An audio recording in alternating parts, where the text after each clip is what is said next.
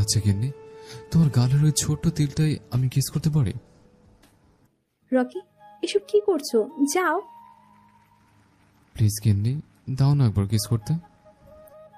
তোমাকে আমি বলছি না আমাকে গিন্নি বলবে না। Back dated. এগুলো তো বড় দাদুরা ডাকে। তুমিও কি দাদু হয়ে গেছো? ব্যাকডেটের কি আছে? আমার তোমাকে গিন্নি ডাকতে ভালো লাগে, তাই ডাকি। না, তুমি আমাকে গিন্নি ডাকবে না। হুম। ওকে, ডাকবো না, যদি আমার একটা কথা রাখো। কি কথা? তুমি আমাকে কিস করলে তবে আমি তোমাকে গিন্নি বলা বন্ধ করে দিব। এই না না, আমি আপনাকে কিস করতে পারবো না। ওকে, তাহলে আমিও গিন্নি বলা বন্ধ রাখবো না। তখন ঈশিতা রকির গালে কিস করতে গিয়ে কামড় দেয়। রকি চিৎকার করে ওঠে, আ আ করে। রকির চিৎকার শুনে ঈশা বলে, কেমন লাগলো কিস? হুম হুম। তুমি খুব নিষ্ঠুর। ওকে, এই নাও কিস। বলে ঈশিতা আলতো করে রকির গালে কিস করে। রকি ঈশিতাকে জড়িয়ে ধরে, আর তখনই ঈশিতা রকিকে মারতে লাগে। মার খেয়ে রকি ধরফর করে বিছানায় উঠে বসে। আমি এতক্ষণ স্বপ্ন দেখছিলাম, এটা যদি সত্যি হতো, আমি যদি ইসাকে নিজের করে পেতাম।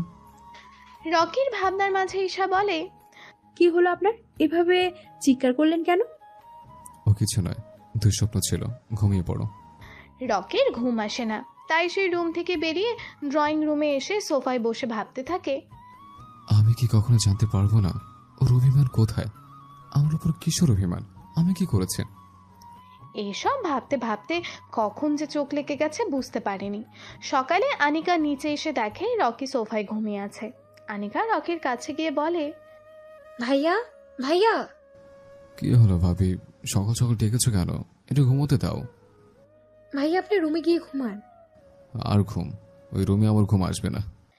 রকি একটু স্বাভাবিক হয়ে সোফায় উঠে বসে। আনিকা বলে, কি হয়েছে ভাইয়া, মন খারাপ কেন? আর বলো না, তোমার আপুকে আমি কিছুতেই বুঝতে পারছি না।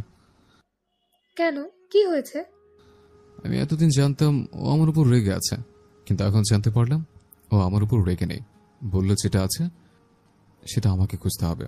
এখন বলো, আমি মনের কথা কি করে জানবো? ভাইয়া আপনি এখনো বুঝতে পারছেন না? কি বুঝবো? ভাইয়া, আপু আপনাকে পছন্দ করে, তাই তো আপনার ভাই ও আমার বড় ভাবি প্ল্যান করে আপনাদের বিয়ে দিল। আর আপনি এখনো আপুর মনের কথা বুঝতে পারেননি? কি বললে তুমি?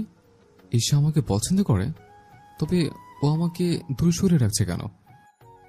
আপু বিয়েটা মানতে চাইছিল না আমার জন্য, কিন্তু আমি তো সব ক্লিয়ার করে দিয়েছি। তবে আপনাকে মানছে না কেন? আপুর তো আপনাকে মেনে নেওয়ার কথা। সত্যি? ও যদি আমাকে পছন্দই করে তবে কেন